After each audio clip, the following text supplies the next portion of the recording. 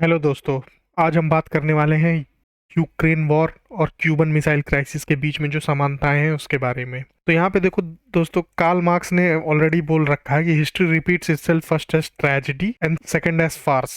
इसका मतलब ये है कि इतिहास खुद को दोहराता है, पहले एक त्रासदी के रूप में और दूसरी बार एक तमाशे के रूप में। तो आज हम देखेंगे कि ये जो क्राइसिस चल रहा है ऑलरेडी यूक्रेन में, क्या ये हिस्ट्री में इससे पहले हो चुका है? क्या कोई देश पहली बार इन्वेड कर रहा है किसी को, या फिर क्या इससे पहले डिप्लोमेटिक सॉल्यूशंस नहीं निकले हैं, या निकले हैं तो क्या निकले हैं, और पॉसिबल आउटकम क्या हो सकता है इस वॉर का? या फिर जो इंडिया का स्टैंड है यूएन पे कि दोनों पार्टीज को आना चाहिए एक डिप्लोमेटिक सोल्यूशन पे, तो क्या सोल्यूशन हो सकता है? तो आइए हम लोग इस वीडियो में देखते हैं। तो ऑलरेडी आप देख रहे हैं कि कैसे पूरे यूक्रेन को मतलब मार के ध्वस्त कर दे रहा है रशिया। और इस वक्त जो वेस्टर्न मीडिया लगातार ये बोल रहा है कि पुतिन इज एग्रेसर और पुतिन को पीछे हट जाना चाहिए, जो कि इवेंचुअली कुछ उसमें बातें सही भी हैं, बट एक साइड कभी भी पीछे हट नहीं सकता है। ये कोई बाइनरी नहीं है कि इसमें कोई हीरो है या विलन है। मान लीजिए अगर यूएस इतना ही ह्यूमैनिटी को पसंद करता है तो वो $2 ट्रिलियन 20 साल में अफगानिस्तान में खर्च करके उसको सिर्फ बर्बाद करके गया, एक तरीके से अगर देखिए तो। और रातों रात छोड़ के नहीं चला जाता, पहली चीज तो ये है।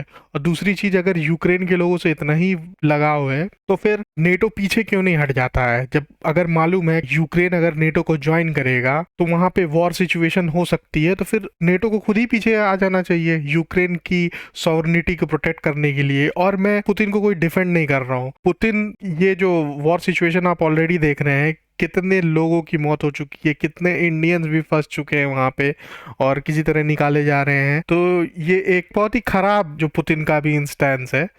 तो अभी देखिए, अभी तो ये तमाशा ही चल रहा है, कोई भी सोल्यूशन पे नहीं आ रहा है, बल्कि यहाँ पे इंडिया का हमेशा स्टैंड है कि एक डिप्लोमेटिक सोल्यूशन पे आइए। तो अब ये चीज, ये जो यूक्रेन वाली जो घटना है, इसको आप कैसे रिलेट कर सकते हैं क्यूबन मिसाइल क्राइसिस से? तो आइए हम लोग समझते हैं। तो सबसे पहले जानिए कि ये क्यूबा है कहाँ पे। तो देखिए, ये क्यूबा, ये एक करेबियन आइलैंड जहाँ पे वेस्ट इंडीज की जो टीम है वो इधर ही से आती है। तो यहाँ पे क्यूबा एक आइलैंड है यूएस के जस्ट बगल में। और दो कंट्रीज और ध्यान दे दीजिए, एक ये टर्की है और ये एक इटली है।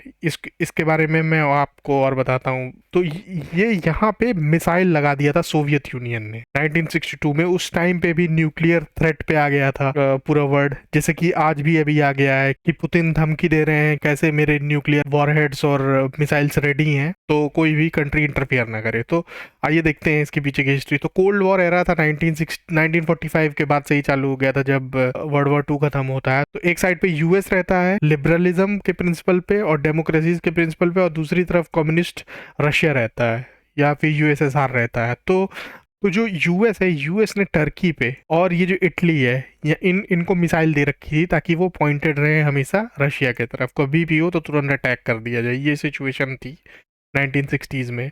और उसी टाइम के आसपास होता है क्यूबन रेवोल्यूशन। तो क्यूबा कंट्री आप ऑलरेडी देख चुके हैं, करीबियन आइलैंड में है, यूएस के नीचे है। और इस इंसान को आप जानते होंगे, कहीं ना कहीं आपने इनकी फ़ोटो ज़रूर देखी होगी टी शर्ट्स पे, और ये काफ़ी फेमस है, बट लोग जानते नहीं हैं इनको, ये है कौन।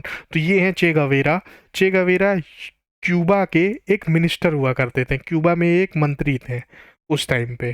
तो मैं इनका फोटो बस इसलिए लगाया हूँ ताकि आप जाने कि ये उसी कंट्री के हैं। तो आप आगे बढ़ते हैं थोड़ा सा। ये देखिए, ये हैं फुलजेनकियो बटिस्टा, और ये क्यूबा के उस टाइम पे डिक्टेटर हुआ करते थे। उस टाइम क्यूबा में बहुत ही ज़्यादा ऑपरेशन था और वहाँ की इकोनॉमी सब यूएस के बिहाफ पे चलती थी और यूएस सपोर्ट करता था। उस टाइम पे यूएस का ये स्टैंड था कि कोई भी कंट्री जो कि कम्युनिस्ट नहीं है, चाहे वो कितनी भी ऑपरेसिव हो, यूएस उसको सपोर्ट करेगा।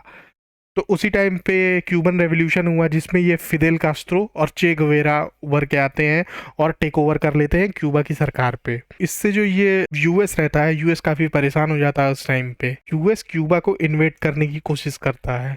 तो 1961 में यूएस जब ओवरथ्रो करना चाहता है क्यूबा की गवर्नमेंट को, उस अटेम्प्ट को बोलते हैं बे ऑफ पिग्स इन्वेजन।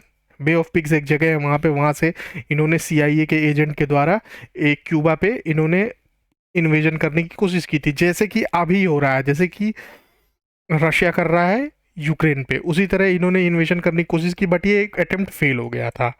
तो उसके बाद ये जो क्यूबा है, क्यूबा चला जाता है तुरंत ही दूसरी सुपर के पावर के पास, जो कि है यूएसएसआर। यूएसएसआर के उस वक्त वहाँ के जो सुप्रीम थे वो ये थे, निकिता क्रूशेव। तो इन्होंने क्या किया, इन्होंने डायरेक्ट मिसाइल्स दे दी, न्यूक्लियर मिसाइल्स दे दी क्यूबा को, और क्यूबा उसे डायरेक्ट पॉइंट किया था यूएस की तरफ। जैसे कि यहाँ पे यूएस ने मिसाइल दी थी टर्की को और इटली को, वो पॉइंट की थी रशिया पे। अब यहाँ पे हो जाता है न्यूक्लियर स्टैंड ऑफ बहुत बड़ा, और बहुत ही मतलब कि कोल्ड वॉर के टाइम का ये सबसे भयानक दौर था। लोगों को लग रहा था कि कभी भी न्यूक्लियर वॉर छिड़ सकता है, और आपस में ये भी डिस्कशन हुई थी इन दोनों में कि जो अगला वर्ल्ड वॉर 3 होगा वो एक न्यूक्लियर वॉर होगा, जिससे कि ह्यूमैनिटी को बहुत बड़ा लॉस हो जाएगा। तो उस वक्त फिर ये होता है कि अब इस सिचुएशन को ज़्यादा एस्केलेट करने की ज़रूरत नहीं, इसको डी एस्केलेट करना चाहिए। तो 1962 में फिर यूएस और यूएसएसआर मिलकर एक डिप्लोमेटिक सोल्यूशन निकालते हैं। क्या रहता है वो डिप्लोमेटिक सोल्यूशन? यूएस कभी भी इन्वेड नहीं करेगा क्यूबा को, पहली चीज। यूएस कभी भी हमला नहीं करेगा क्यूबा पे। और दूसरी चीज, वो रिमूव करेगा मिसाइल फ्रॉम टर्की और इटली। ये सोवियत यूनियन ने टर्की और इटली से यहाँ से वो अपनी मिसाइलें हटा लेगा, और यूएसएसआर बोलता है कि मैं मिसाइल हटा लूंगा तब क्यूबा से। देखिए, ये होती है कूटनीति। यहाँ से क्या हुआ कि सारी मिसाइलें हट गई, और फिर इस तरह से ये सिचुएशन डीस्केलेट हुई और हमला होने का चांस खत्म हुआ।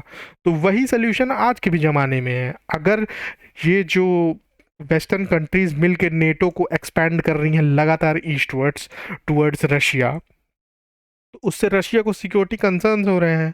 तो इस टाइम पे जो इंडिया हमेशा बोल रहा है कि डिप्लोमेटिक सोल्यूशन पे आना चाहिए दोनों दोनों पक्षों को, तो इसका डिप्लोमेटिक सोल्यूशन क्या होगा? इसको डिप्लोमेटिक सोल्यूशन यूएस और रशिया को खुद मिलकर निकालना पड़ेगा। यूएस में मतलब वेस्टर्न कंट्रीज जो भी है, नेटो और यूएस सबको मिलकर बोल रहा हूँ, एक सोल्यूशन पे आना चाहिए कि नेटो ईस्टवर्ड अब नहीं मूव करना चाहिए।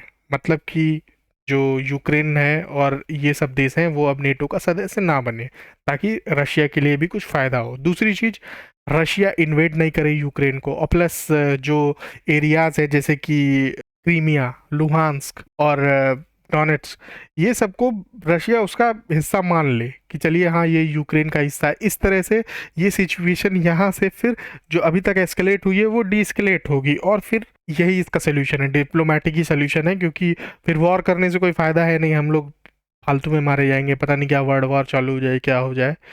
तो यही है भारत का स्टांस की डिप्लोमेटिक सोल्यूशन पे आना चाहिए, और ये बहुत ही अच्छा रिकमेंडेशन है, जो कि ऑब्वियस रिकमेंडेशन है किसी भी गवर्नमेंट का होना चाहिए। ठीक है, डिप्लोमेटिक सोल्यूशन पे आइए, और इससे भारत नॉन अलाइंड भी रह रहा है। भारत वोट ही नहीं कर रहा है, एब्सटेन कर जा रहा है वोट पे।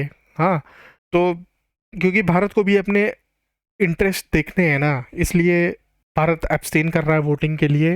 And I think so diplomatic solution is the way out. तो दोस्तों, ये था video about the solution to the Ukraine and Russia crisis का। तो आप क्या सोचते हैं इस बारे में? हमें इस कमेंट सेक्शन में लिख के बताइए, और इस वीडियो को लाइक कीजिए, शेयर कीजिए जो भी ऐसे लेसन्स में इंटरेस्टेड हैं, ताकि मैं और वीडियोस बना सकूं। तब तक के लिए बाय।